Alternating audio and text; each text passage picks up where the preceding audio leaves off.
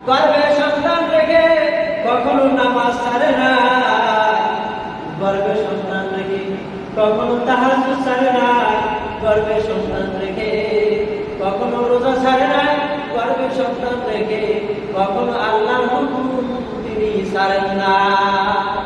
যার জন্য গর্ভে থাকা অবস্থায় প্রথম রজনী মাসে আদম নবী আলাইহিস সালাতু ওয়াস সালামের বিবি হাওয়া আলাইহিস সালাতু ওয়াস সালাম ঘুমন্ত অবস্থায় স্বপ্নে যুগে এসে ডাক দিয়ে বলে, খায়ের ফাতেমা, তোমার গর্ভে এমন একজন সন্তান আল্লাহ দান করছে যিনি হলো সারা বাদশাহ, সারা পৃথিবীর ওলি। তুমি সতর্কতার সাথে চলাফেরা করবা।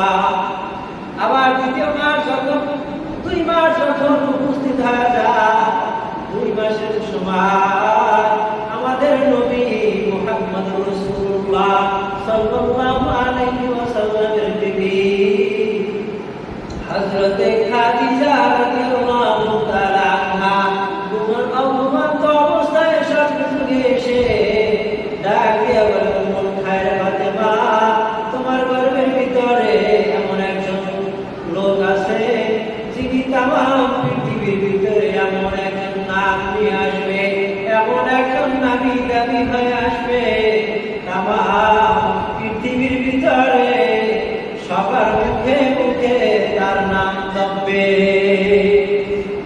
তুমি সতর্কতার সাথে চলাফেরা করবা। আবার যখন 3 মাস হয়ে যায়, 3 মাসের সময় ঘুমন্ত অবস্থায় রাতের রজনীতে হযরতে রাসূল পাক সাল্লাল্লাহু আলাইহি ওয়াসাল্লামের বিবি হযরতে আয়েশা রাদিয়াল্লাহু তাআলা আনহা ঘুমন্ত অবস্থায় এসে ডাক দিয়ে বলে, ও খায়ের ফাতেমা, তোমার গর্ভের ভিতরে এমন একজন সন্তান যিনি হলো গাউসুল পাক হযরতে আব্দুল কাদের জিলানী। তুমি সতর্কতার সাথে চলাফেরা করবা। তবে করতে করতে প্রত্যেক মাসে মাসে এক একজন লোক এসে হাজির হয়। আবার একটা মাস যখন উপস্থিত হয়, এবার ফেরাউনের স্ত্রী আসিয়া রাহমাতুল্লাহি আলাইহা তিনি এসে ঘুমন্ত অবস্থায় স্বপ্নে যুগে হাজির হয়। ডাক দিয়া বলে, খায়ের ফাতেমা, তোমার গর্ভে এমন একজন সন্তান যার নাম জপবে তামাম পৃথিবীর বুকে। আল্লাহ আল্লাহ কে মুবারক নাম হায়, আল্লাহ আল্লাহ কবে নুকা কাম হায়। এভাবে প্রত্যেক মাসে মাসে স্বপ্নে যুগে এভাবে সংবাদ পায়। যখন সন্তান দুনিয়াতে আসে প্রথম রজনীতে রমজান মাস, এই রমজান মাসে এসে যখন হাজির হয়ে যায়, যখন শাবান 29 তারিখ যখন শুরু হয়ে যায়, এই 29 শাবান আব্দুল কাদের জিলানী রাহমাতুল্লাহি আলাইহি দুনিয়ার জমিনের বুকে আগমন করেন। এই দিনটা এমন মেঘলা আকাশ ছিল যার জন্য এই শাওয়াল মাসের 29 তারিখে পশ্চিম আকাশে রমজান মুবারকের চাঁদ দেখা যায়। যদি আকাশে মেঘাচ্ছন্ন হয়ে যায়, আকাশে চাঁদ দেখা যায় না।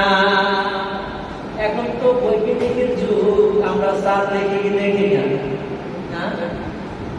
তখনকার যুগে 29-এ যখন শাবান উপস্থিত হয়, 29-এ শাবানে চাঁদ দেখা না গেলে 30 থেকে আমরা পরের দিন থেকে রমজানের রোজা রাখা শুরু করে দেই। আব্দুল কাদের জিলানী রাহমাতুল্লাহি আলাইহি যখন দুনিয়াতে আসলে ওই দিনটা ছিল রমজানের প্রথম দিন, কিন্তু আগের দিন পশ্চিম আকাশ মেঘাচ্ছন্ন ছিল, যার জন্য রমজানের চাঁদ দেখা যায় না। মহল্লা থেকে লোকজন আসে, যেহেতু আমরা রোজা রাখতে পারলাম না, আজকে রোজা হইল কি হইল না আমরা কেউ জানতে পারলাম না, যা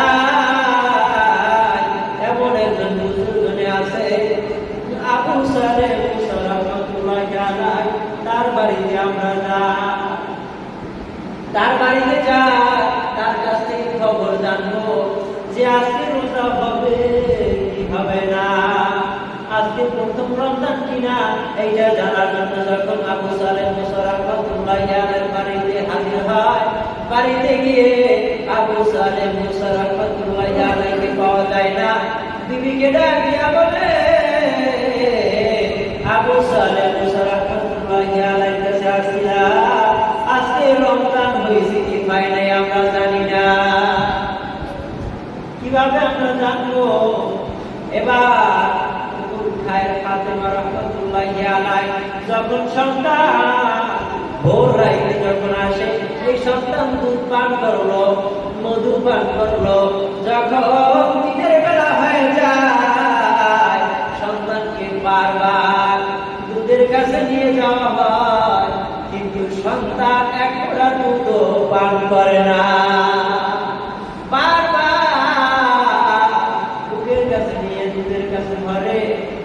সন্তান দুধ পান করে না, মুখ ফিরিয়ে না। এবার মহল্লাবাসীকে ডাক দিয়ে বলে, শোনো,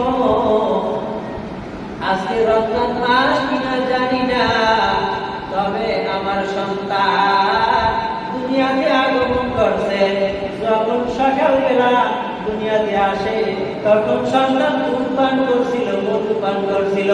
যখন দিন হয়ে যায়, দিনের বেলা আমি বারবার সন্তানকে দুধের কাছে মুখ লাগাই, কিন্তু সন্তান একবারের জন্য দুধে মুখ লাগায় না। তবে সন্তানের দ্বারা বোঝা যায় যে আজকে রমজান মাস। এই সন্তান দুনিয়াতে আসার প্রথম দিনই রমজানের রোজা পালন করা শুরু করে। সুবহানাল্লাহ, কেমন সন্তান! আবার যখন শাওয়াল মাসের চাঁদ দেখা যাবে, এমন অবস্থায় আকাশে মেঘাচ্ছন্ন হয়ে যায়, কিন্তু পশ্চিম আকাশে মেঘলা বোঝা যায় না, ঈদের চাঁদ দেখা যায় কি যায় না, এটাও এই সন্তানের দ্বারা বোঝা যায়। কেমন সন্তান! আল্লাহ! আর আমাদের সন্তান কেমন? এই জন্য মায়ের গর্ভ থাকা অবস্থায় মা পয়সা পয়সা মোবাইল দেখবে। এই জন্য সন্তান দুনিয়াতে ছোট বাচ্চাও মোবাইল দেখে কি দেখে না? মোবাইল দেখে শান্তি। মা সন্তান গর্ভে রেখে টিভি দিয়ে তাকায় রইল, ছোট বাচ্চা এই বাচ্চাকে টিভির দিকে, টিভিটা যদি সাইড রেখে যায়, এই সন্তান টিভি দেখবে, কোনো কান্নাকাটি করবে না। আছে না নাই? হ্যাঁ, যদি মা ভালো হয় সন্তানের ভালো আশা করা যায় কি যায় না? মা যদি ভালো হয় সন্তান ভালো হওয়ার আশা করা যায়। এবার মা গর্ভে রাখিয়া সন্তানকে কোরআনুল কারীম তেলাওয়াত করছে, নামাজ কখনো ছাড়ে না। মা যখন রুকুতে গিয়ে রুকুর তাসবিহ পাঠ করছে, সুবহানা রাব্বিয়াল আযীম। মা যখন সিজদায় গিয়ে বলছে সুবহানা রাব্বিয়াল আলা, সিজদা থেকে উঠিবার সময় সামি আল্লাহু লিমান হামিদা রব্বানা লাকাল হামদ। মা এই ঘটনাগুলো নামাজ যখন যেই তাকবীর তাহমিদগুলো বলছে, রুকুর তাসবিহ বলছে, সিজদা তাসবিহ বলছে, সন্তান গর্ভে থাকিয়া সবগুলা শুইনা শুইনা গর্ভে থাকা অবস্থায় মুখস্থ করিয়া ফেলাইছে। কেমন সন্তান! এজন্য গর্ভে থাকা অবস্থায় মা যদি ভালো কাজ করে, মা যদি কোরআনুল কারীম তেলাওয়াত করে, ওই সন্তানও গর্ভে থাকা অবস্থায় গর্ভের ভিতরে বৈশা বৈশা সেই জিনিসগুলো শিখবে। এবার সন্তান দুনিয়াতে যখন আসলো, এই সন্তান আবু সালেহ মুসা রাহমাতুল্লাহি আলাইহি ছোট বাচ্চাকে নিয়ে মসজিদে যায় নামাজ আদায় করার জন্য। মসজিদের ইমাম হইল আবু সালেহ মুসা রাহমাতুল্লাহি আলাইহি। ছোট বাচ্চাদেরকে আমরা মসজিদে নিয়ে আসি, হ্যাঁ আসি কিনা বলেন? ছোট বাচ্চারা দুষ্টুমি করে না? করে কিনা? আবু সালেহ মুসা রাহমাতুল্লাহি আলাইহি ছোট বাচ্চাকে নিয়ে মসজিদে নামাজ আদায় করার জন্য আসে। আবু সালেহ মুসা রাহমাতুল্লাহি আলাইহি নামাজ আদায় করে, আর ছোট সন্তান দরজার সামনে বসিয়া জুতাগুলো বারবার আওড়ায়। অর্থাৎ একটা দিছে দক্ষিণ মাথায় আর একটা দিছে উত্তর মাথায়। গোলামের কাজ কি বুঝুন? একটা জুতা দিয়েছে দুয়ার দ্বারা, একটা দিয়েছে রাস্তায়। এমন ঘটনাগুলো জুতাগুলো এলোমেলো হয়ে আছে। মুসল্লিরা যখন মসজিদ থেকে সালাত আদায় করে বের হইয়া দেখতেছে জুতাগুলো সব এলোমেলো। মেজাজ গরম না ঠান্ডা? যদি আমরা কেউ একজোড়া জুতা একজনের যদি জুতা আর একজনের নিয়ে যায়, মাথা গরম হয়ে যায় না? যাই কিনা? মসজিদ থেকে বাইরে যদি একটা জুতা দেখেন যে জায়গায় আছে, আর একটা জুতা দেখেন রাস্তায় অথবা ডোবায় বইরে আছে, মেজাজ গরম হয়ে যাবে না? সেইটাই পুরো গানা মসজিদে আনতে হয়, বলে কি? এভাবে একদিন নয়, দুই দিন নয়, প্রায় দিন এভাবে কাজ কর্মগুলো শুরু করলো। হঠাৎ করে একদিন তাকায় দেখে নিচে থাকে জুতাগুলো উপরের থাকে, আর উপরের থাকে জুতাগুলো নিচের থাকে নেমে গেছে। নামাজ থেকে বের হইলে মুসল্লিরা বের হওয়ার পর মসজিদের সামনে গিয়ে দেখে উপরের থাকে যে জুতাগুলো রাখছিল জুতাগুলো নিচের থাকে দেখা যায়, আর নিচের থাকে যে জুতাগুলো রাখছিল সেই জুতাগুলো নিচের থাকে দেখা যায় না, জুতাগুলো উপরের থাকে দেখা যায়। কি ব্যাপার, জুতাগুলো এলোমেলো কেন? আবার দেখবেন একটা বাচ্চা দুষ্টুমি করে, একটা বাচ্চাটা উপভোগ করছে, বলে কি বলে না? শোনেন, এই জুতাগুলো এলোমেলো করেছে হুজুরের পোলার।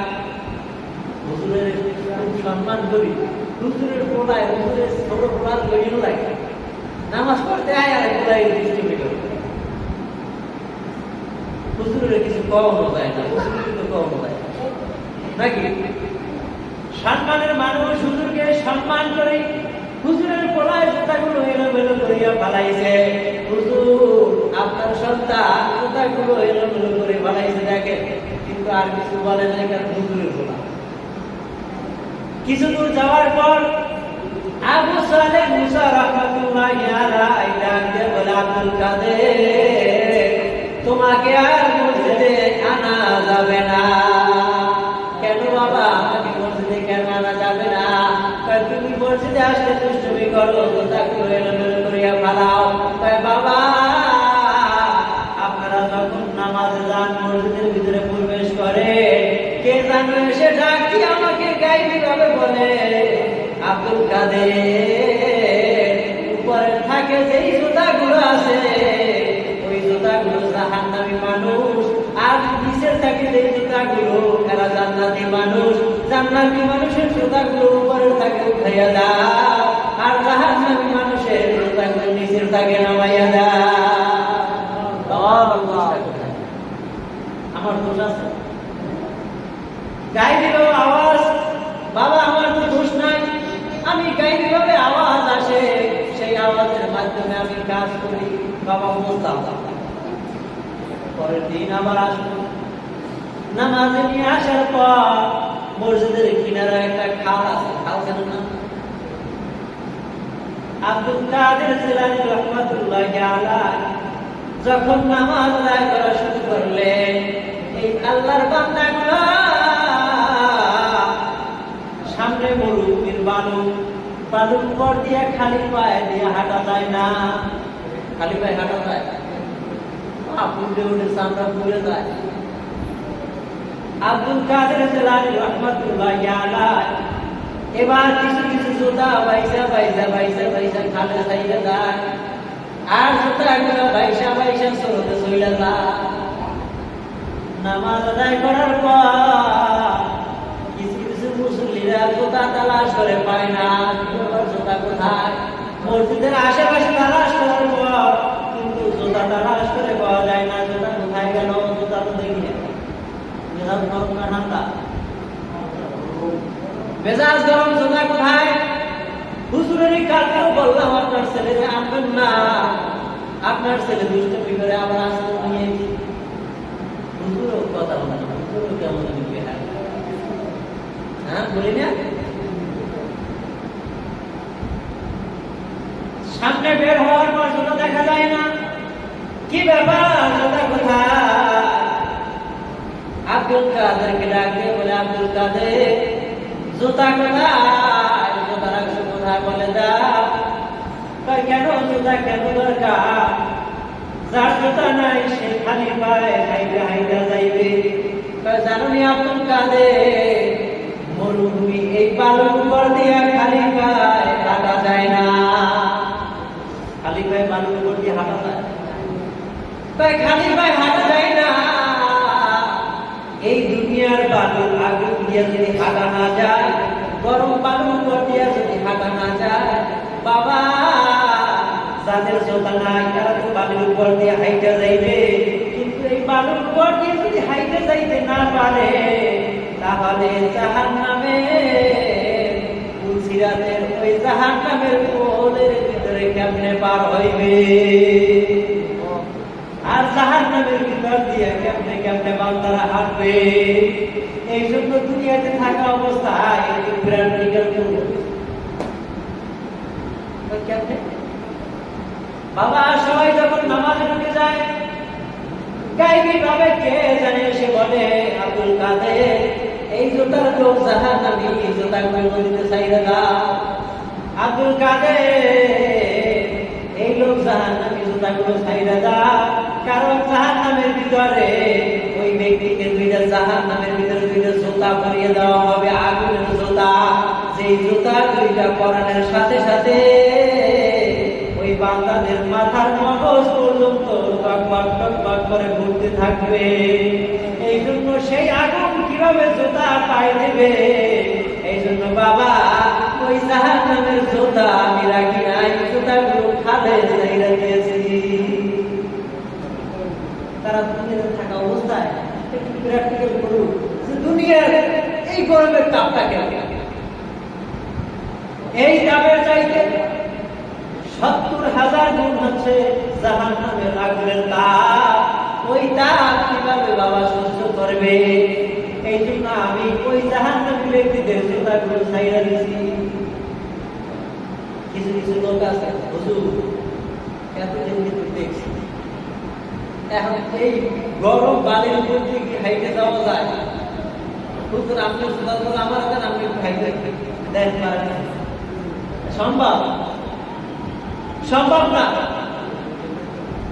যেভাবে হোক আপনার ছেলেদের বলেন জুতা আইনা দিতে। যদি জুতা আইনা না দেয়, ও আবু সালেম মুসা, আপনার কিন্তু মসজিদের চাকরি নট করে দিব, বাতিল করে দিব। আপনার সামনে রক্ত থেকে নামাজ পড়াইতে আসার আর দরকার না। নামাজ পড়তে সন্তানকে নিয়ে আসে, আর এই সন্তান একা একা করে খালি খারাপ কাজ করে, দুষ্টমি করে, শয়তানি করে। আব্দুল কাদের ডাক দিয়া বলে, শুনে শুনে যাদের জুতাগুলো আমি ফালাই দিলাম, এই লোকগুলা কিন্তু জাহান্নামের আগুনের দুইটা পায়ের ভিতরে জুতা পরিয়ে দেওয়া হবে। জাহান্নামের জুতা পরা লাগবে, তাহলে দুনিয়ার জুতা পরে লাভ নাই। যদি তারপর পড়তে চায়, তাহলে আমি আবার জুতা আইনা দিতে পারি। কিন্তু আজকে থেকে ওয়াদা করবে, জীবনে যত নামাজ ছাড়ছে আর জীবনে এখন নামাজ তরক করা যাবে না। আমরা নামাজ তরক করছি কি করি রে? ঠিক আছে, ওয়াদা করলাম জীবনে যত নামাজ তরক করছি আর জীবনে নামাজ তরক করবো না। আবু সালেহ মুসা রাহমাতুল্লাহি আলাইহি বলেন, বাবা জুতা আইনা দেওয়ার ব্যবস্থা করো। সন্তান ঘাটের কিনারায় গিয়ে বলে, জাহান্নামী ব্যক্তিদের জুতাগুলো কোথায় গেছো? সিরিয়ালে এসে আবার সামনে হাজির হয়ে যায়। বলতে দেরি, দীর্ঘ স্রোত ঠেলে জুতাগুলো সিরিয়ালে আসতে দেরি, সমস্ত জুতাগুলো ঘাটে আসেন। কার জুতা কোন জোড়া দেখে দেখে নিয়ে যান। সমস্ত মানুষের চোখ দিয়া দরকার দরকার করে পানি ভরে। ছোট একটা বাচ্চা এই বাচ্চা মানুষ তার কেমন জ্ঞান কেমন এলেন, এই লোকটা তো সাধারণ কোনো বাচ্চা হইতে পারে না, নিশ্চয়ই একজন আল্লাহর ওলি হবে। আল্লাহ বলা যে জুতা চলে গেছে সেই জুতা আবার জায়গা মতো এসে হাজির হয়ে গেছে। আবু সালেহ মুসা রহমাতুল্লাহ আলাইহি বলে, হুজুর অন্যায় করেছি, অপরাধ করেছি, জুলুম করেছি, আমরা ওয়াদা করলাম আর জীবনে এক ওয়াক্ত নামাজ পড়ব না। এই জন্য বেনামাজি যারা, বেনামাজির পায়ের ভিতরে যখন দুইটা আগুনের জুতা পরিয়ে দেওয়া হবে, জাহান্নামের জুতা, সবচাইতে নিচের আযাব হইল দুইটা জাহান্নামের জুতা। সবচাইতে কম আযাব হইল কি? দুইটা জাহান্নামের আগুনের জুতা পরিয়ে দেওয়া হবে, সেই জুতা পরাইয়ে দেওয়ার সাথে সাথে পা থেকে শুরু করে পুরো অঙ্গ প্রত্যঙ্গ গরম হয়ে মাথার মগজগুলো টক টক টক টক করে জ্বলছে না। এবার সন্তান আইন দিয়ে রওনা করলেন। সামনে যখন রওনা করলে, এবার সামনে প্রতিমধ্যে আইনের উপরে একটা কুকুর বসা। কুকুর ডাকে বলে, কুকুরকে বলে, ও কুকুর তুই হইলি না পাক, তোর মুখে লালা পড়তেছে, তোর মুখের না পাক লালাটা হয়েছে না পাক, তুই আইন থেকে সরে যা, আমি আইন দিয়ে পথ অতিক্রম করি। যদি তুই আইন থেকে না নামো তাহলে তো আমি যদি নিচ থেকে যাই তাহলে আমার কাপড় না পাক হয়ে যাবে, আমার পায়জামা না পাক হয়ে যাবে। ও কুকুর তুই একটু আইন থেকে সরে যা। কুকুর ডাকতে বলে, ও আব্দুল কাদের জিলানী, আমার মুখের লালা না পাক, আমার শরীরটা না পাক, ভালো কথা, তোমার শরীরের ভিতরে যে গুনাহ আছে এই গুনাহগুলো না পাক।